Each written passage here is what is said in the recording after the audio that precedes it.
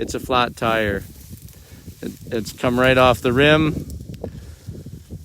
Oy, oy, oy. So we'll pop a new one on there.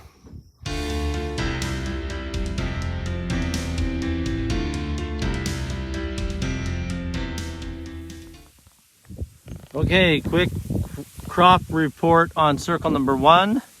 This is durum wheat. We got the grasshoppers under control, and we've been irrigating it. We ran the pivot for 4 days straight without stopping, and it is looking amazing. All right, I'm in the field with the black beans, looking down here, getting ready to do. Whoa, there's a ladybug, which is a beneficial bug. Just a second here, I'll turn it. Okay, so the black beans, we sprayed them a couple of days ago for weeds, and the chemical does injure the leaves a little bit. You can see the brown spots. It is actually very hard to control broadleaf weeds in beans because they're also a broadleaf plant. There's our little ladybug friend here. But anyhow, I'm now digging in this hole here to check my moisture. I have a moisture auger, and the top couple of inches are getting pretty dry. So I've just turned on the pivot, and the pivot will come around and top everything up. But our moisture is very good down low. So I take the moisture probe and I twist it into the ground.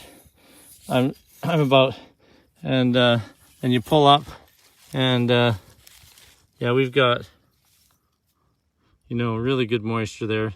Holds a ball, you know, it's sticking to my hands. You know, we're probably 80% moisture down below the top 3 or 4 inches. So a ½ inch of water will top that up, no trouble. So we'll have the pivot coming around and take care of that. So this weed, I just picked a patch of them out of the bean field. They're pretty aggressive. They grow along the ditch banks and around the edges of the field. And we've had this, I just had 1 patch in this field number 2, and then about 10 patches in field number 4. And so we pulled them all out. But it's just a milkweed. They call it milkweed.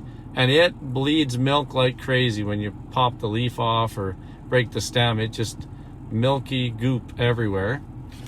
But then when you dig down, because they just keep coming back, the root system on them is just crazy. I busted that thing. Look, obviously it busted off, and that's a foot in the ground, and just a huge.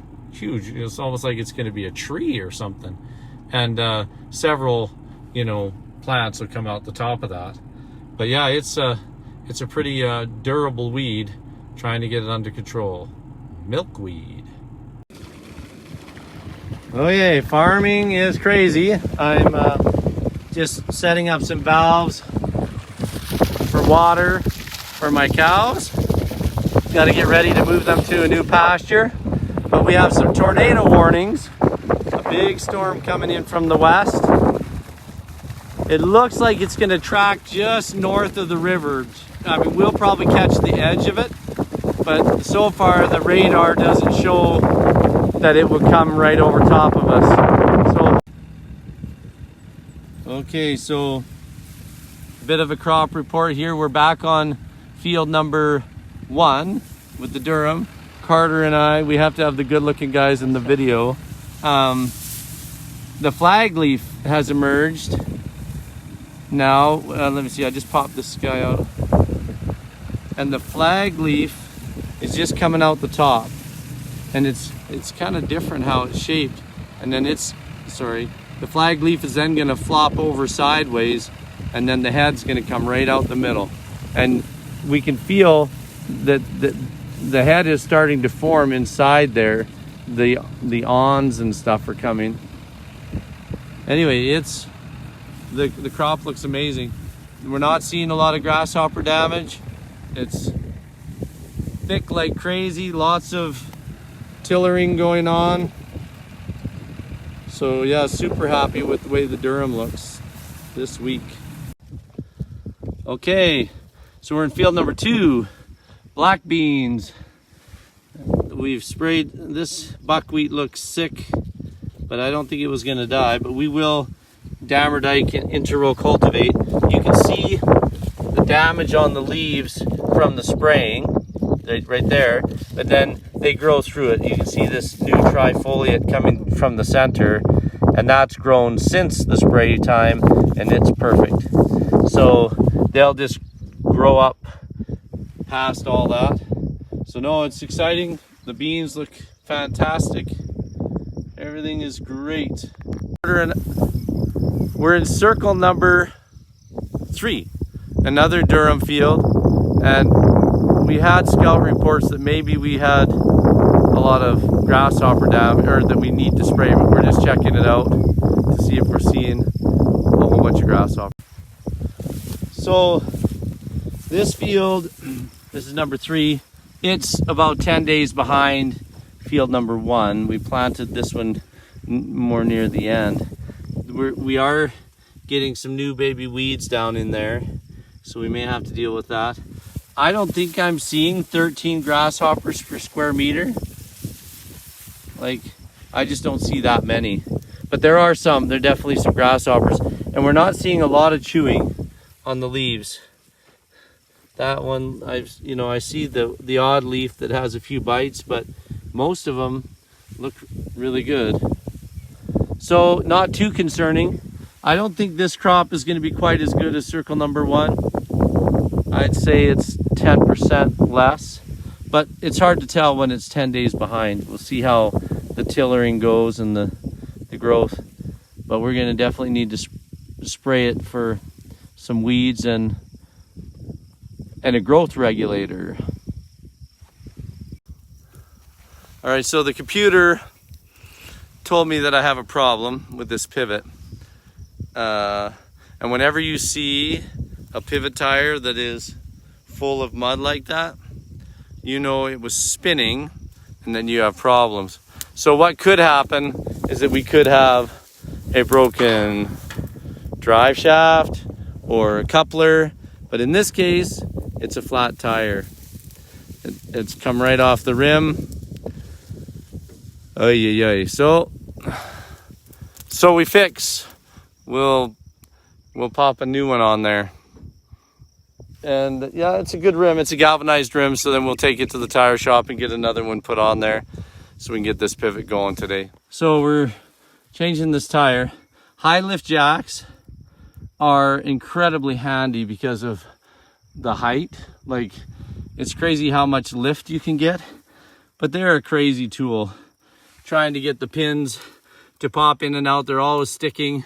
And if you don't have things exactly the way they should be, this handle can come up and just smack you in the face, break your nose or something. So, and just the way they can slide out or slip off, like, we use them all the time, but it's probably one of the more dangerous tools that we use. High lift jack, farmer's best friend and worst enemy. So until a couple years ago, we used to always do this just with big hand wrenches. Having these Milwaukee cordless tools has totally changed everything for us. It's so much faster and easier to get everything apart. Like, they're crazy powerful and very compact, and you don't need to bring a generator. We love it. So pivots move very, very slowly, but somehow it's interesting how tires will come right off the rim. The tube came out of the rim and wrapped around the gearbox, so that's the rubber inner tube there. We never know what we're gonna find when we take these things apart. Most old style steel rims have a taper nut. All right, so we got the new tire. Well, it's a new used tire, but we got it in there. We'll tighten it all up and we'll get out of here. So just a little bit of a torque test at the end. Make sure we got it. All right, we started both of the pumps up again. Got them primed. 40 or 50 pumps on the primer on each one, and away they went. All right, so we got the water going. Just checking out. Woo, getting a little bit wet. Yeah, it is good to go. We are no longer stuck. Irrigate, go like crazy. So we have some little antelopes. Some babies there too. Cute little duffers. Got a male and some females there. But as a kid I thought they were cantaloupes. So there's a bunch of them there. They just went down kind of low into that ridge, but I thought I'd snag a little video of them. Alrighty, I was driving, doing some checks and getting some information on some field maps for bees. Driving past number 0 field and have a cow on the field. Wow, my windshield is awful. I apologize. Let's get a good view here. A cow in the alfalfa, and that is not good. They eat alfalfa, they bloat. So I'm gonna try and chase her out of here and out to the gate, and then we gotta figure out why she, or where she broke in at. So anyway, I'll keep you up to date. Well, I missed the video because I was trying to get her, and she just went right around that corner and just walked right on through. Have a Texas gate and didn't stop nothing. So we'll just go take a look here and just see. That's definitely where she got around and is filled up enough that she can step there on the bottom and get right through. So shoot, we'll probably have to put up some panels or something here. But anyway, we got her. We do have beautiful sunsets on the prairie. It's just gorgeous sunset tonight. I'll back out a little bit. Just pink and blue. Very, very nice.